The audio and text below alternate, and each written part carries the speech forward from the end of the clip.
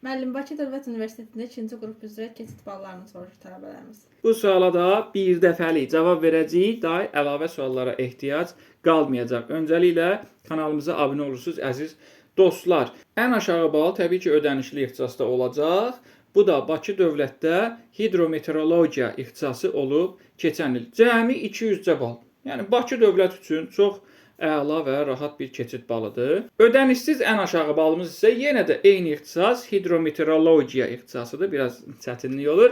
298.6 baldır. Qazax filialına baxsaq, ən aşağı bal turizm işinin təşkili ixtisasıdır əzizlər. 167.8 balla.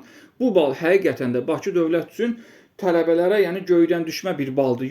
Ödənişsiz təhsil almaq istəsəz, Bakı Dövlətin Qazax filialında keçən il üçün 289.4 balla qəbul olub. Bu da çox yaxşı bir baldır turizm işinin təşkili ixtisası üçün əziz abituriyentlər. Bir dəfəlik suallarınıza cavab tapmaq istəyirsinizsə, sualları rəydə yazın. Bir dəfəlik qəbul olmaq istəyirsinizsə, ixtisas seçimi qeydiyyatından keçməyə tələsin əzizlər.